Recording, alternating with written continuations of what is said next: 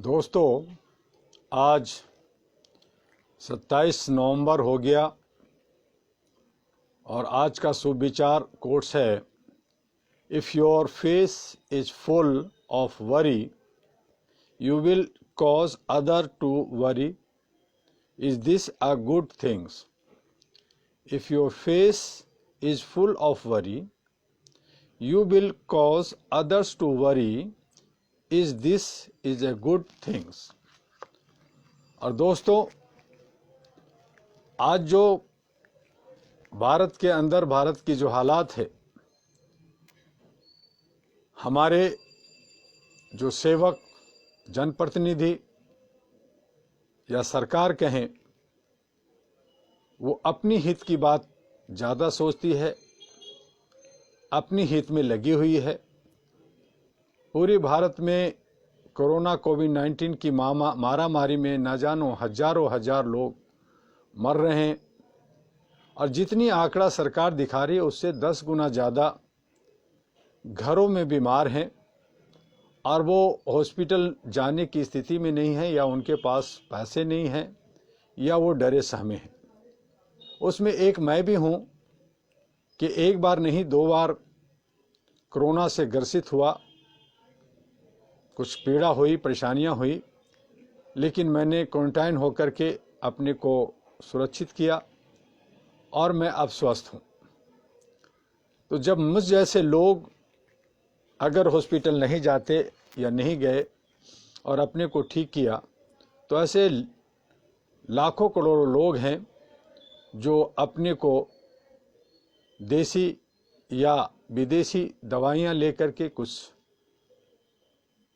देखभाल कर करके अपने को बचा रखा। और ऐसी सूरत में जो हमारी सरकार है, वो एक दिन का सैलरी या अपनी सुख सुविधा छोड़ने के लिए तैयार नहीं। वो सारी सुख सुविधा ले रहे हैं, सारी सैलरी ले रहे हैं। तो ऐसी सरकार पे आप खुद सोचे कि यह हमारी सरकार है, यह हमारे जनसेवक हैं, यह हमारे जनप्रतिनिधि हैं, यह खून चूसने वाला साहूकार है। तो ये जो स्थिति है विकट, ये बहुत ही मुश्किल है, क्योंकि सदियों से नहीं, बहुत सदियों से हमारे पूर्वज लोग कहें, सभी गुलामी में जकड़े हुए रहे, गुलाम रहे, और उसी का असर हमारे जीन में है कि हम सभी लोग गुलामी में जकड़े हुए हैं। भारत के अंदर जो कहते हैं लोग कि मैं मूल निवासी भारतीय निवासी हूँ, वो सही माने में हमेशा गुलाम रहे और आज भी गुलाम हैं।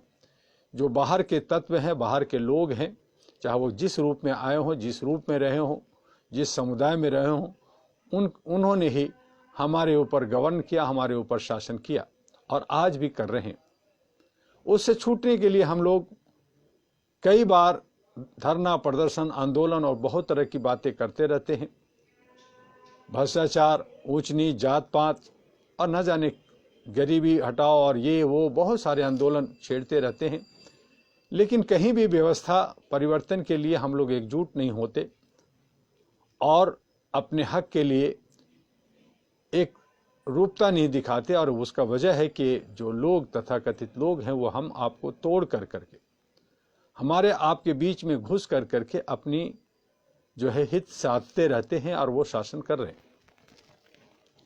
तो इसलिए हम सभी को सतर्क होना होगा। जिस दिन भारत के अंदर जो अपने को कहते हैं कि मैं मूल निवासी, मूल भारतीय हूँ, ये मेरा भारत है और मैं हिंदुस्तान या इंडिया या आर्यावर्त या बाकी सारी बातों को भूल जाता हूँ और मैं सिर्फ भारतीय हूँ, और यहाँ के जितने भी निवासी हैं, जो मूल हैं, जो मूल इस ज़मीन से जुड़े हुए हैं, उन तमाम को साथ लेकर के अनेकता में एकता के लेकर करके हम शांति सद्भावना के साथ और भारत को हम बहुत ऊपर ले जाएं, बहुत महान बनाएं। जैसे जापान आगे बढ़ा, चाइना बढ़ा, एक छोटा सा सिंघाई और बहुत सारे शहर बहुत आगे बढ़ा। अमेरिका के भी मूल निवासी वहाँ के निग्रो हैं, लेकिन वहाँ शासन जो है बाहर के जो तत्व, बाहर के लोग जो गए इधर से उधर से, चाहे वो ब्रिटेन से गए हों, चाहे जर्मन से गए हों, चाहे रशिया से गए हों, कहीं किसी भी कंट्री से गए हों, वो लोग शासन वहाँ कर रहे हैं और करते रहे हैं। जो वहाँ के निग्रो हैं वो अपने हक के लिए हमेशा लड़ते रहते हैं, लेकिन उनमें भी सही मायने में एकता नहीं होता और वो जो है पीछे रहते हैं, लड़ते भिड़ते रहते हैं। तो लड़ते भिड़ते तो हर जगह रहते, और यही जो है, चाहे वो अमेरिका का हो चाहे दूसरे और देशों का हो, जो दूसरे लोग हैं वो करते हैं। मैं आपको एक छोटा सा उदाहरण दूं कि दिल्ली के अंदर जो बड़े व्यवसायी हैं, जो बड़े व्यापार कर रहे हैं, चाहे करोड़ों में या 100 करोड़ 200 करोड़ में, वो दिल्ली के अंदर जन्मे हुए या दिल्ली के अंदर पले हुए या दिल्ली के जो पुराने वासी हैं वो नहीं हैं, क्योंकि वो तो बहुत ही गरीब हैं और बहुत गरीब हो चुके हैं, घर बेच करके, अपने बर्तन बेच करके और नशे में या बहुत सारे बकरियां बेच करके वो जिंदगी जी रहे।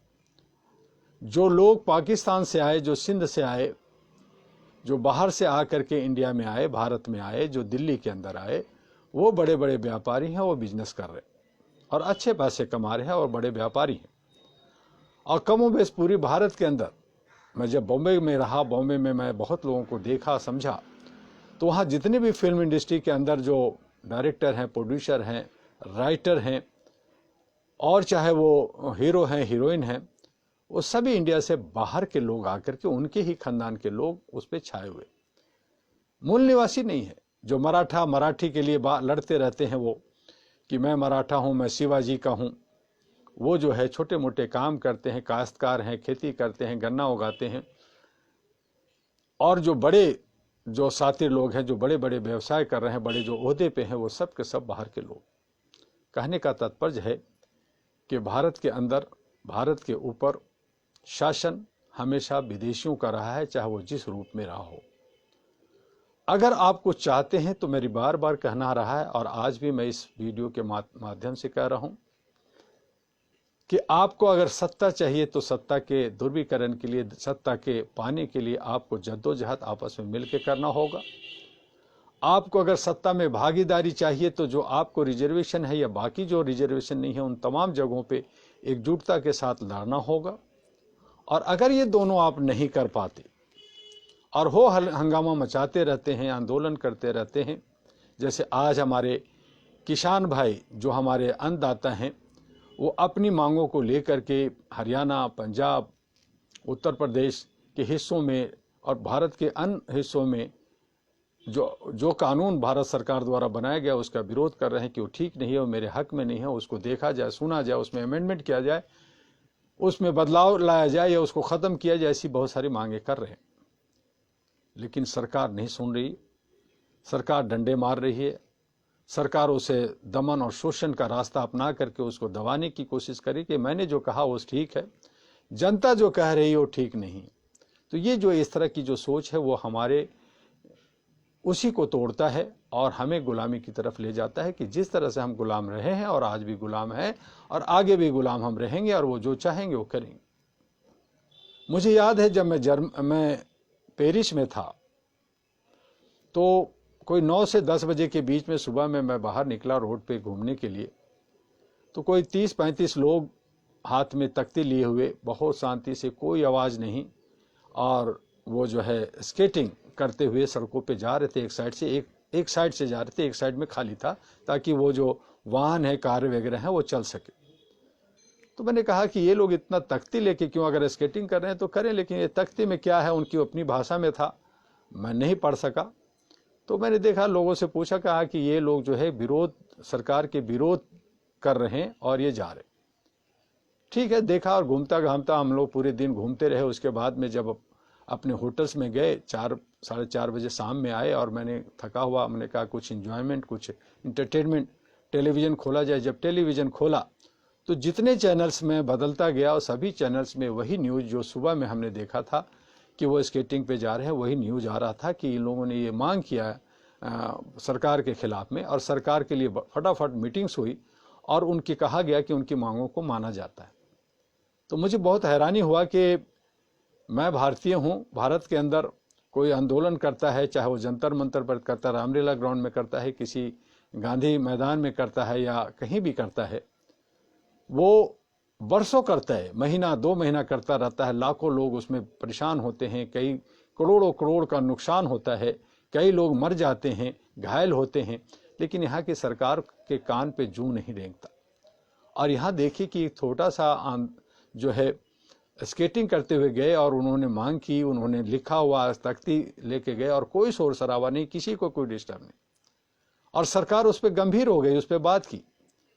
क्या ऐसा हमारे भारत में जो हमारे जनप्रतिनिधि होते हैं, जो हमारी जो सरकार होती है, वो जनता की चुनी हुई होती है, जनता के लिए होती है, तो क्या जनता के अगर कोई आंदोलन छेड़ता है, कोई अगर वो धरना प्रदर्शन करता है, तो उसके बीच में जाके बात नहीं करनी चाहिए? उससे पूछना ही चाहिए कि भाई आप क्यों, क्या परेशानी है, क्या तकलीफ है? अगर उन्हीं के भाई और बहन को, माँ को, पिता को अगर दर्द होता है, बीमार होता है, तो भागते हुए जाते हैं, हॉस्पिटल जाते हैं, ऑल इंडिया मेडिकल इंस्टीट्यूट में वो भर्ती कराते हैं, और बहुत सारे गाड़ियां जाती है, पूरी महकमा लग जाती है कि हमारे जो है रिश्तेदार बीमार है, उसकी देखरेख की जाए। उसके कुत्ते, अगर उसके एक बकरी या उसके एक गाय खो जाते हैं, तो उसके लिए पूरी महकमा लग जाती है। और मजे की बात है कि शासन में रहते हुए जो वो इनकम करते हैं, जो उनको सैलरी मिलता है, उसका जो टैक्स वो अपनी इनकम से नहीं करते, बल्कि सरकारी पैसा वो टैक्स भरते और कहते मैं टैक्स दे रहा हूं, जनता नहीं दे रही है, जनता को टैक्स देनी चाहिए। तो जनता जनार्दन काहे को जनता जनार्दन? भाई क्यों कहते हो जनार्दन? कहो कि जो सत्ता में है, वो जो जीता हुआ है, वो जनप्रतिनिधि जनार्दन है, जो हमारे लीडर है वो जनार्दन है, जनता जनार्दन नहीं। जनता तो भीख मंगा है, जनता तो गरीब है, जनता तो मजमून है, जनता तो जो है शोषित है, दंडित है, जनता तो गुलाम है। तो इस तरह की जो हालात हैं हमारे देश के अंदर, उसे सुधारने के लिए हमारे जो नौजवान हैं, आज बहुत सारे लोग आत्महत्या कर रहे हैं, बहुत सारे रेप हो रहे हैं, बहुत सारे एक्सीडेंट में मर जाते हैं। तो अपने हक के लिए, अपने अधिकार के लिए अगर 1000 2000 और भी मर जाओ, आंदोलन करने के लिए, आवाज उठाने के लिए, व्यवस्था को बदलने के लिए, पूर्ण व्यवस्था के बदलने की जरूरत। देश जब आजाद हुआ था तो संविधान बना। कल मैंने कहा कि संविधान दिवस मनाया गया, संविधान बना, संविधान के लिए काम करें, तो क्या संविधान पे काम हो रहा है? बहुत सारे उलूल जुलूल कानून बने हुए। अब वक्त है, 74 साल गुजर गए हैं, 74 साल के बाद आगे का समय आएगा, जो हमारे नौजवान, हमारे जो है बच्चों के लिए जो वक्त आएगा, उनको आगे का 100 साल देख करके, 50 साल देख करके कि संविधान के अंदर उसका संशोधन होना चाहिए, उसमें बदलाव होना चाहिए। जो आज हमें जरूरत है उसकी होनी चाहिए, निर्माण की बात होनी चाहिए देश के अंदर। किस तरह से निर्माण होगा, किस तरह से हम लोग आगे बढ़ेंगे। जो आज जो भ्रष्टाचार का जो दानव हमारे पीछे है, बहुत सारे कारण है, उसके बहुत सारे स्वरूप हैं, जो मैं कल 1 बजे आपसे बात करूंगा। आज मैं बात करना चाहता था उस पर, लेकिन आज बात नहीं कर रहा, क्योंकि बहुत सारे समय आपको इन्हीं बातों से निकल जाती है। तो कल हम लोग जो है भ्रष्टाचार कारण क्या है, उसके स्वरूप क्या है, किस तरह से उसको ख़त्म किया जा सकता है, क्या हमारे जो आज बंधुआ मजदूर हैं या रंग भेद है, अन्याय जो हमारे ऊपर हो रहे हैं, वो उसको किस तरह से ख़त्म किया जा सकता है। भ्रष्टाचार ऊपर से लेके नीचे तक, नीचे से लेके ऊपर तक चारों तरफ फैला हुआ है, उसको कैसे समाप्त किया जा सकता है, क्योंकि वो हमें दीमक की तरह हमें खा रहा है, हमें बर्बाद कर रहा है, हमारी सोसाइटी को, हमारे देश को बर्बाद कर रहा है, हमारे नस्लों को बर्बाद कर रहा है। लेकिन सबसे पहले ज़रूरत है कि जो लोग पढ़े लिखे लोग हैं उनको सत्ता में आना चाहिए। जो इलेक्शन कमीशन बनाया गया है कि वहाँ जो है वो स्वतंत्र रूप से चुनाव कराएंगी, तो मेरी बार बार कहा और फिर से मैं कह रहा हूँ और फिर कहता रहूँगा कि चुनाव आयोग में बहुत सुधार और बहुत ही पकड़ होनी चाहिए। सबसे पहले तो चुनाव के अंदर जितने भी चुनाव होते हैं उसका सारा देखरेख, सारा प्रचार, सारा कुछ चुनाव आयोग के द्वारा होनी चाहिए। उसमें किसी तरह का सरकारी हस्तक्षेप नहीं होना चाहिए, ताकि वो जो है मनमानी, कोई 10 करोड़ खर्च कर रहा है, कोई 1 करोड़ कर रहा है, कोई 1 लाख कर रहा है, कोई नहीं है तो वो अपना खेत बेच रहा है, परिवार से ले रहा है, लोन ले रहा है वो नेता बनने के लिए, और वो सारा आर्थिक उसको जो है मार पड़ती है।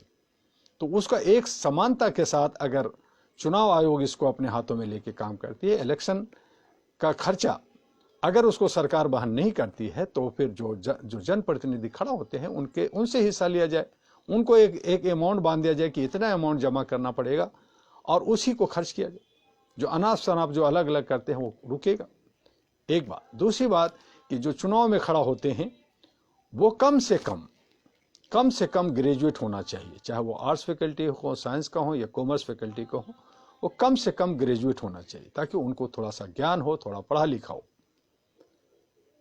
पढ़ाई किस तरह से आते हैं कर करके वो अलग सब्जेक्ट है, अलग बातें हैं कि वो पढ़ करके आता है या चोरी करके आता है या सीनाजोरी करके आता है या गलत डिग्री लेके आता है, वो अलग चीज़ है, वो अलग जांच की विषय है।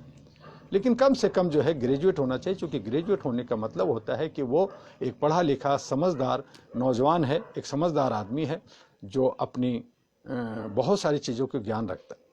तो वो ग्रेजुएट कम से कम होनी चाहिए।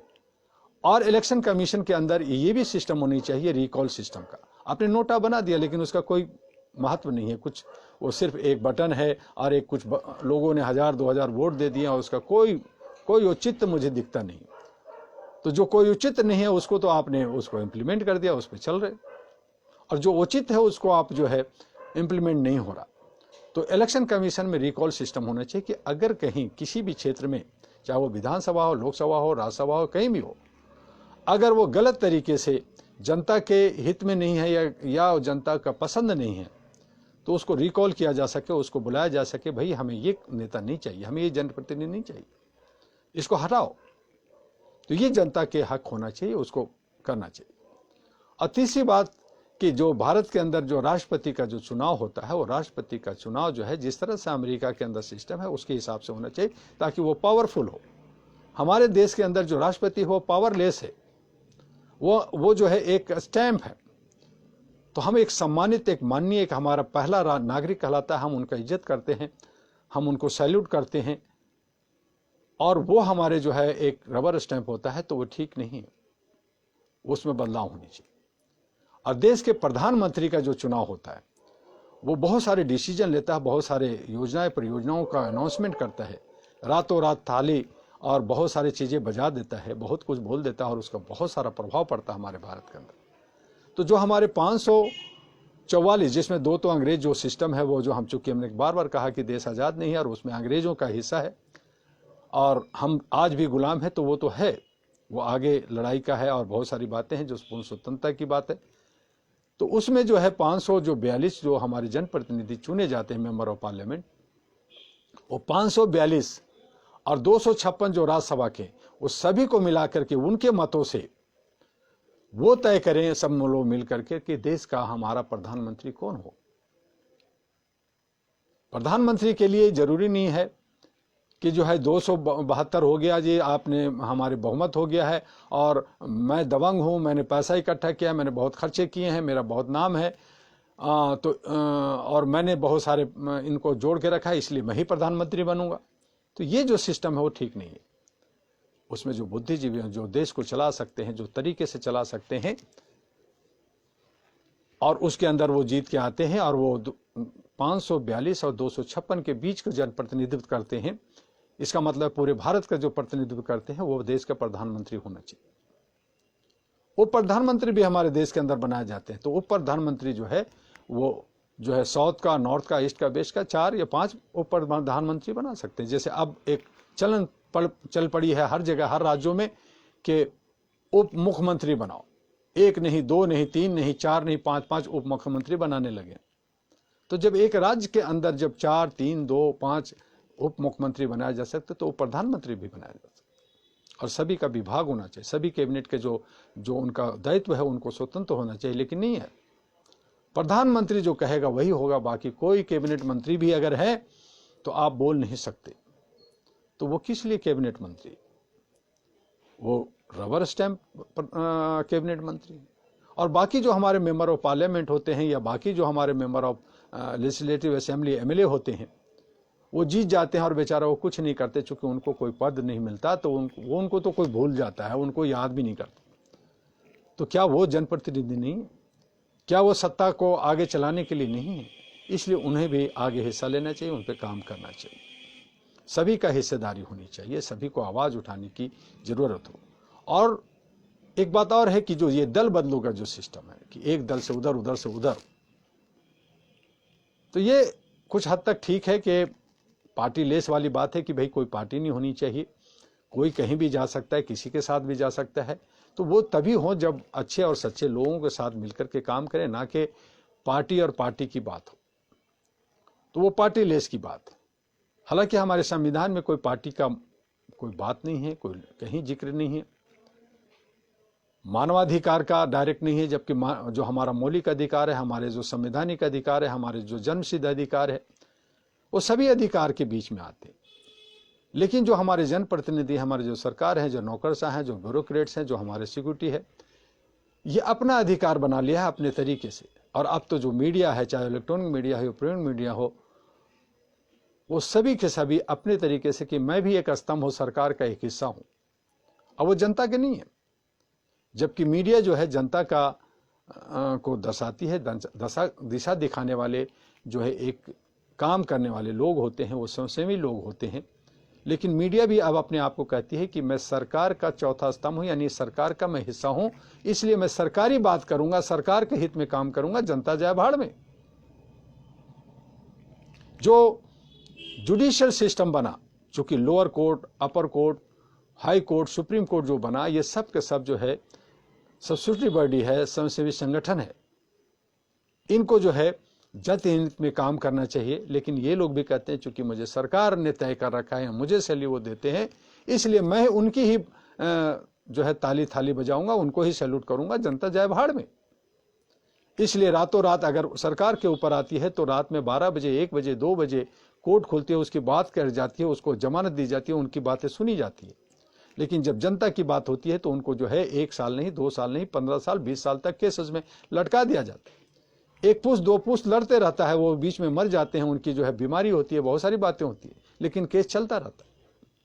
छोटे छोटे चोट, छोटे छोटे जो है गलत काम करने वाले लोग जो है कानून के में फंस जाते हैं। मैंने कल कहा था कि करीब करीब 10 करोड़ हमारे केसेस चल रहे हैं, और एक परिवार जो है अगर 6-7 या मान लीजिए 5 भी होते हैं तो 10 × 5 मतलब 50 करोड़ जो है हमारे जो है केसेज में उलझे हुए हैं, मुकदमा में उलझे हुए हैं, न्याय और का बाट जो रहे हैं। 50 करोड़ लोग ऐसे लोग, और जो बाकी जो 50 करोड़ लोग हैं वो जो है अपनी रोजी रोटी कमाने के लिए, जो है रोजगार के लिए इधर उधर भटक रहे हैं। उनकी आर्थिक कमजोरियां हैं, युवा हैं।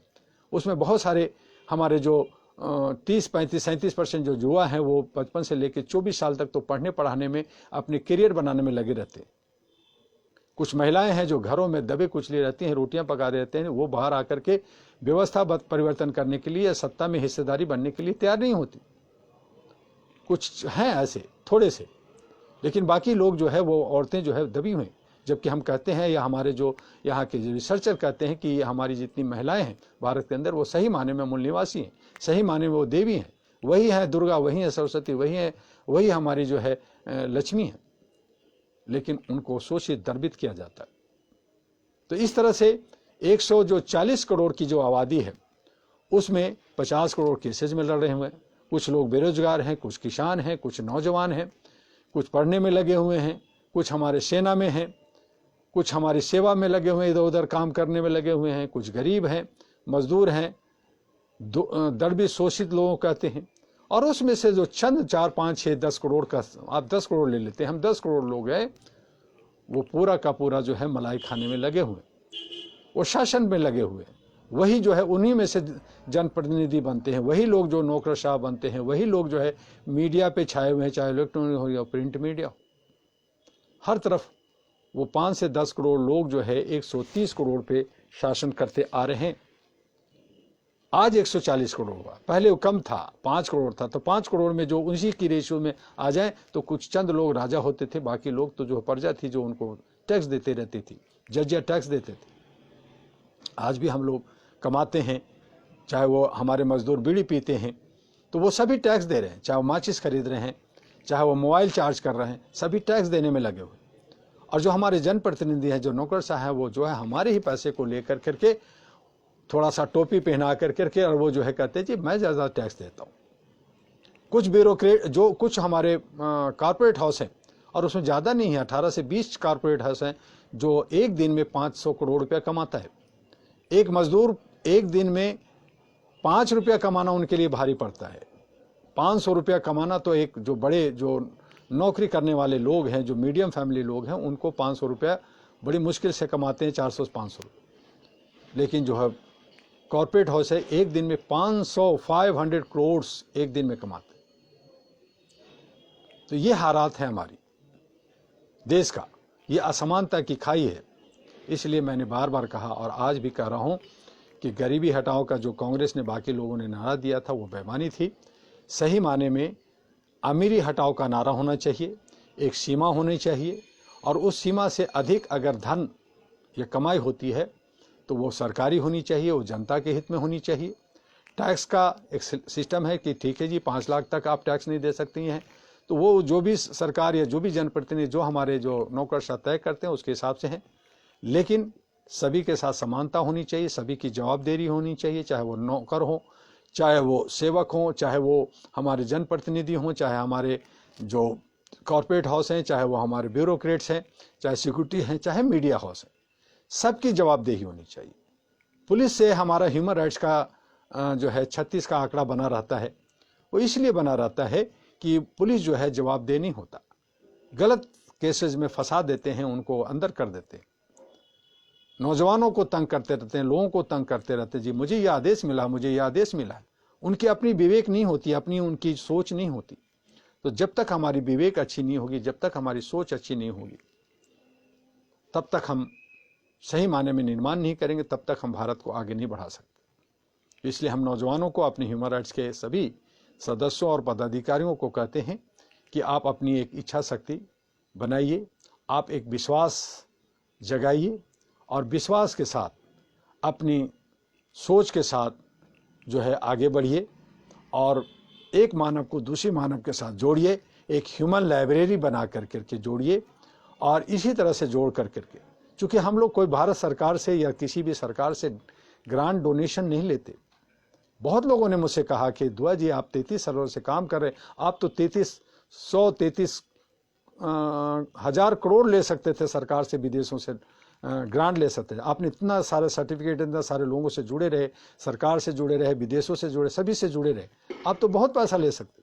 लेकिन मैंने कहा नहीं, मैं ये काम नहीं करना चाहता। मैं अपने जो हमारे साथ जो जुड़ते हैं उन्हीं से आपस की कंट्रीब्यूशन जो एक सदस्यता शुल्क होती है, हम उन्हीं के मार्फत से अपनी पूरी व्यवस्था, जो आज हम 704 सेंटर हम भारत के अंदर और 14 कंट्री में हम बाहर काम कर रहे हैं, उन सभी सदस्यों की आपसी सहयोग से हम लोग सारी व्यवस्था कर रहे हैं।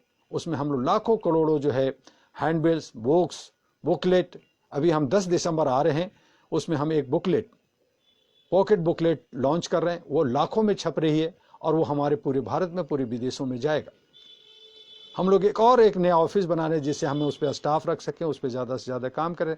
बहुत सारे स्टेशनरी की ज़रूरत होती है, कंप्यूटर्स की ज़रूरत होती है, बहुत सारे हमारे इलेक्ट्रॉनिक डिवाइस की ज़रूरत होती है और हमारे जो है ट्रांसपोर्टेशन की बहुत सारे खर्चे होते, एक नहीं बहुत होती है। सरकार की बहुत सारी जो NGOs हैं, चाहे वो आंगनबाड़ी है, चाहे वो है, वहाँ पे लाखों करोड़ों का खर्च करते हैं। नेहरू युवा केंद्र है, उसमें करोड़ों का बजट होता है। जितने भी आयोग है, चाहे वो ह्यूमन राइट्स कमीशन हो, चाहे महिला कमीशन हो, ये सब एक NGO का ही पार्ट है, हिस्सा है।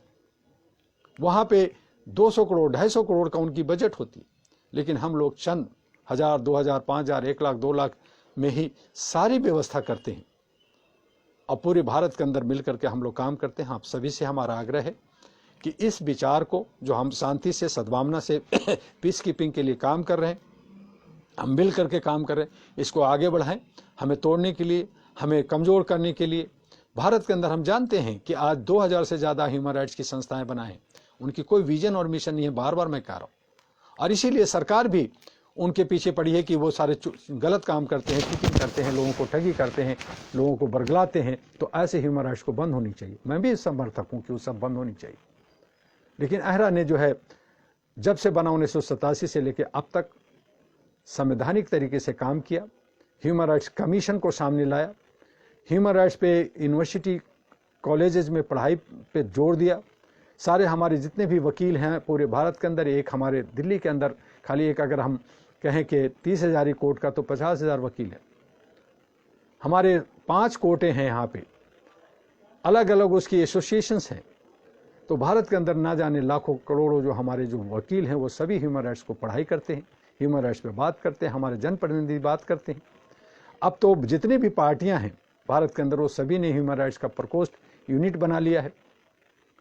तो वो ह्यूमन राइट्स का प्रोटेक्शन, और वहाँ पे पुलिस, वहाँ पे जो कुछ तथाकथित लोग हैं जो पैसे पे काम करते हैं देश के लिए और अमन शांति के लिए, करप्शन को ख़त्म करने, वो ह्यूमन राइट्स को कुचलने की कोशिश करते हैं। तो मेरा ये बार बार है कि जो गलत कर रहे हैं, ह्यूमन राइट्स के नाम पे जो गलत कर रहे हैं, वो असामाजिक तत्व के लोग गलत कर रहे हैं, उनकी धरपकड़ होनी चाहिए। ऐसे ही 42 लाख हमारे के यहाँ NGO भारत के अंदर है, तो कुछ लोग अच्छे कर रहे हैं, कुछ गलत कर रहे हैं, तो गलत को बंद होनी चाहिए, ख़त्म होनी चाहिए, और जो अच्छे कर रहे हैं उनको प्रोत्साहित होने चाहिए, उनको सम्मानित किया करना चाहिए। ऐसी मैंने भारत सरकार से भी मांग बार बार करता रहा। AERA हमेशा एक स्वच्छता को लेकर के, शांति और सद्भाव के लेकर के आगे काम किया, और यही वजह है कि आज हमारे लाखों लाख हमारे 36 राज्यों में हर जगह यूनिट है, सेंटर से काम कर रहे हैं। कुछ तथाकथित लोग गलत पीछे के दरवाजे से कहीं से भोले भाले चेहरे दिखा कर करके हमारे साथ जुड़ जाते हैं, तो हमें उनसे तकलीफ होती है, और ऐसे लोगों से हमें आपको बचना होगा। और वक्त बे वक्त हम उनको निकालने की भी सोचते हैं, लेकिन कई बार सोचते हैं कि भाई चलो अगर गलत भी है सही हो जाए, हमारे पास आए हैं तो हमारी सोहबत में ठीक हो जाए, तो वो घबरा कर करके फिर वो संस्था को छोड़ देते हैं कि भाई मेरी यहाँ पे गुजारा नहीं हो सकता, तो वो खुद ही भाग जाते। तो ऐसे बहुत सारे हुए हैं हमारे साथ। 33 वर्षों में मैंने बहुत कुछ झेला, बहुत कुछ देखा। तो हमारे अच्छे सच्चे सिपाही जो ह्यूमन राइट्स के लोग हैं, मैं नहीं कहता कि साहब ठीक है लाखों लोग हैं, लेकिन अगर उसमें से 10 2 4 5 लोग अच्छे नियत से, अच्छे तरीके से हम लोग काम करें, तो हमें एक बहुत बड़ी शक्ति है, बहुत बड़ी ताकत है। और इन्हीं ताकत को लेकर के हमने कहा कि हमारे चूँकि डेमोक्रेसी है, लोकतंत्र को मजबूत करना है, हमारे कहाँ जनप्रतिनिधि होते हैं वही जो है सत्ता हासिल करते हैं, वही हमारे गुड गवर्नेंस, सुशासन देने की बात करते हैं, वही काम करते हैं। तो इसीलिए AERA नेशनल पार्टी का एक गठन किया गया 2009 में। हमने काफ़ी सोच विचार किया, कई बार हमने कई लोगों से गठबंधन करके आगे नहीं, हमारी नीयत ये नहीं है कि मैं ही खुद बढ़ूँ, आप लोग बढ़ना चाहते हैं हम साथ देते। और इस तरह से हमने अपने आप को, समय को बर्बाद किया। 2015 में हमने कोशिश की, फिर हमने 2019 में हमने लोकसभा में कोशिश की, हमारे अच्छे लोगों ने कुछ अच्छे वोट भी लाए, लेकिन जनता ऐसी है कि वो तो नशे में है, गुलामी में है, वो तो सिर्फ जो है ढोल तमाशा देखती है। जिनको जो ज़्यादा झूठ बोल सकता है, ज़्यादा उछल सकता है, ज़्यादा पैसा खर्च कर सकता है, ज़्यादा शराब पिला सकता है, उनके पीछे जनता जाती है। तो उनको आप समझना होगा। अब जो है सब, अगर कोई पैसा खिलाता है, कुछ आपको बरगलाता है या जुमलाबाजी करता है, तो उनको आप नकारिए और अच्छे सच्चे लोगों को आगे लाइए। इसीलिए AERA नेशनल पार्टी बनाया, और उसको लेकर के हम लोग जो है अब 2024 का हम लोग एक मिशन लेकर के चल रहे हैं कि बहुत सारी पार्टियों को आपस में जोड़ करके उसमें से अच्छे सच्चे लोगों को, महिलाओं को, नौजवानों को उसमें जो है भागीदारी दी जाए, और एक अच्छा जो है लोकतंत्र को आगे बढ़ाया जाए। जो लोग गलत तरीके से जा रहे हैं ना हो। भारत कब तक इस तरह से कुचला जाएगा, कब तक इस तरह से गुलामी में रहेगा, उसे जो है पूर्ण स्वतंत्रता के रूप में आगे हमें निर्माण करने की ज़रूरत है। हमें अगर ऐसा हम करते हैं तो हम एक दिन जापान से, चाइना से और दूसरे जो विकसित जो देश है उससे आगे निकल सकते हैं। महान और विश्व गुरु की बात मत कीजिए, हम महान बन सकते हैं, विश्व गुरु तो तभी बनेंगे जब हमारी जो है एक अनेकता में एकता होगी और हमारी एक सहिष्णुता होगी, और हम सब मिल करके देश हित में सोचेंगे। भ्रष्टाचार से ऊपर हट करके, बाकी चीज़ों से ऊपर हट करके जितनी हमारी ज़रूरतें हैं उतनी में रहेंगे।